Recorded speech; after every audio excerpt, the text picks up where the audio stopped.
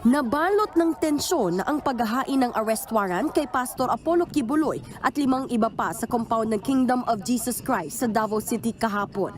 Bukod sa higit 100 pulis na pinadala, may air asset pang pinalipad sa ibabaw ng compound.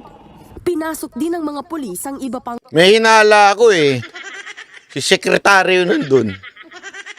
property ng KOJC sa Davao City at Sarangani. Persahan din nilang binuksan ang gate ng Glory Mountain at Prayer Mountain. Ang paraan na yan ng paghahain ng arrest warrant kay Kibuloy, binatikos ni Vice President Sara Duterte. Ayan no, magulo ang pagpapatupad ng arrest warrant kay Pastor Kibuloy. Nakahapon na sanhi ng questionabling pagpapakita ng labis na puwersa at otoridad sa harap ng mga sibilyan. Sa madaling salita, ito direktang sinasabi ni VP Sara Duterte, mapang-ahas, marahas, abusado ang ginawang raid. Wag na nating tawaging pagsiserve ng arrest warrant yan. Kasi malabo talaga eh. Hindi ho pagsiserve ng arrest warrant yan. Raid ang ginawa ninyo. Yung tulad na ginagawa ninyo sa raid sa mga pogo, yung papasukin nyo, kunwari galit na galit kayo sa pogo, tapos papasukin nyo yung bolt. Mantakin mo ilang raid na napasok nila na nabuksan nila yung bolt. Hindi man lang sinasabi sa atin kung magkano yung nakukuha sa bolt. Karapatan ng Pilipino yun. Dapat it's a public knowledge. Para malaman natin kung totoo ba yung raid. Kasi tandaan nyo etong mga to, may pera dyan. Malaking pera dyan kasi scam nga yung ginagawa eh. Malaki yung scam na ginagawa doon sa mga pogo-pogo na yun eh. May pera yan dyan sa loob. Hindi naman nila ibabangko yan eh. Asa na yun? Wala. Parang ganun eh. Kaya ang tawag dito, hindi ho yan pagsiserve ng warrant. Raid ho yan.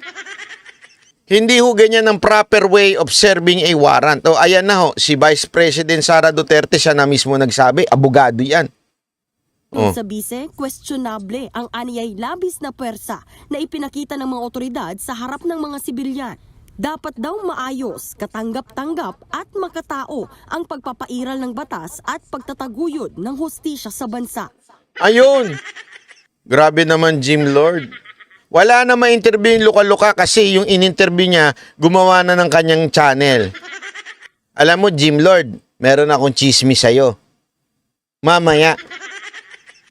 Pwede ko ba ikwento to, Boss Dada? O bawal? Hindi ko naman papangalanan kung kanino ko nakuha at sino yung tao na yun eh. Gusto nyo bang malaman?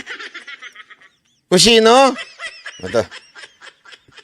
Na-screenshot nila yun pero kami hindi namin na-screenshot eh. Huwag mo sabihin. Bakit sinabi sa akin? Ay mamaya, isabihin nyo sa akin kung gusto nyo marinig yung kwento ko. Ikikwento ko mamaya. Kinundi na rin ito ng kanyang ama at kilalang malapit kay Kibuloy na si dating Pangulong Rodrigo Duterte na administrator ngayon ng mga property ng KOJC. Labis na pwersa na hindi naman daw kailangan ang ipinakita ng mga pulis nang maghain ng warrant laban sa pastor. Hindi rin daw katanggap-tanggap. Anong lagot ka? Bakit? Itatanggi ko nga ako sa akin ng galing yun. Hindi ko papangalanan. Huwag ka mag-alala. Nangyari ito sa isang simbahan at paaralan. Tanong ni Duterte, ang overkill ba na ito ang magiging trademark ng Administrasyong Marcos? Oo. Tanong ni Pangulong Duterte, ako na sumagot. Mr. President, trademark na ngayon yung ganyan. Yung ire-raid, magtatanim ng bala. Alam mo, tama ako eh. Inside info. Sinadya yung malaglag yung bala eh. Kasi tandaan ninyo, pag may nakitang bala, may probable cause na pwede talagang i-okupa. Magkakaroon na sila ng dahilan, ilalagay nila sa report, may nakita kaming bala, ilalagay nila ngayon sa report yan, sasabihin sa husgado, tapos pwede na nilang i-occupy yung place. Parang illegal. Buti na lang nahuli sila eh.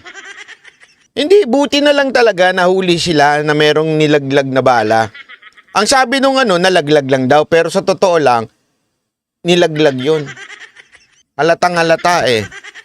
Alam mo, hindi nyo mauutakan ng mga taga KOJC, matatalino yung mga yan.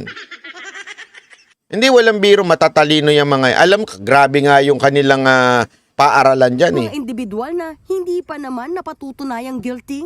Dagdag pa ni Duterte, magiging pareho ba ang pagtrato ng administrasyon sa mga kritiko at mga taga-suporta nila? Paano raw matitiyak ng pamahalaan na mapangangalagaan nito ang saligang batas kung nilalabag naman daw ang mga karapatang pantao? Sinigundahan naman yan ng Partido Demokratiko Pilipino na pinangungunahan ni Duterte. Questionable raw ang aksyon ng kasalukuyang administrasyon pagdating sa hustisya at pagprotek. PDP, sana wag lang puro salita. Baka pwede nyo naman sabihan yung mga senador ninyo na i-hearing ho ito. Dapat i-hearing ito. 'Di ba? Dapat malaman ho ito ng ating mga kababayan kung ano yung pagkakamali. Kasi mamaya meron akong babanatan na matindi. Meron akong babanatan na matindi. Gusto nyo talaga ng durugan? Oh, gusto nyo? Panoorin nyo. Ang dami nyo nang aantayin, ha? Video number 1. Yung chika ko sa inyo. Pangatlo, yung babanata nating malupit. Yung mga media, ha? Na mga bastos, mga ukinawa. Kung ako nandun, na pinagmumura ko talaga yun eh. Antayin ninyo, i-discuss ko yan mamaya-maya. Tuloy muna natin Sa to. batas na naaayon sa konstitusyon. Kasunod niyan nilinaw ng Davao Regional Police na mapayapa ang Mapayapa pala yung ganyan. Yan ang definisyon nila na mapayapa. pagsisilbi nila ng arrest warrant.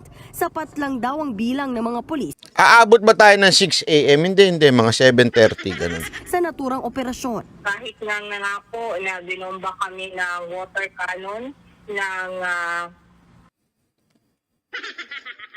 Talagang yun ang dinidiin niya, yung water cannon na yun.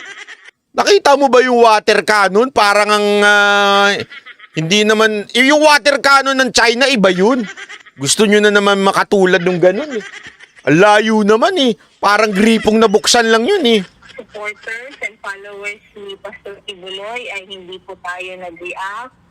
We maintain our composure po. Police Major Catherine De La Rey. Susunugin ko yan sinasabi mo. Kahit na nga po binomba kami ng water cannon ng supporter, followers, ay hindi po tayo nag-react. Police Major Catherine De La Rey, panindigan mo yan ha. May ipapakita akong video sa'yo. Panindigan mo yan ha. Kala mo ha. Hindi, ako dun lang tayo sa totoo. Huwag tayo nananarantado ng mga Pilipino. Dun lang tayo sa totoo. Ginagalit mo ako eh. Relax na relax ako, gaganyanin mo. Sobrang talagang ginawa nila sa akin. Hindi, alam mo, dun lang tayo sa totoo ha. May papakita ako sa'yo. Yan ba ang sinasabi mong hindi kayo nag-react? And then we demonstrated maximum tolerance. Ito ba ang sasabihin yung demonstrated maximum tolerance? Antay ka, mag-antay ka. Police Major Catherine De La Rey. Dabawenya, pwede mo ba akong i-set up ng ano dito, ng interview? Maximum tolerance ha? Sige, antay mo. Antay mo ito sasabihin ko sa inyo.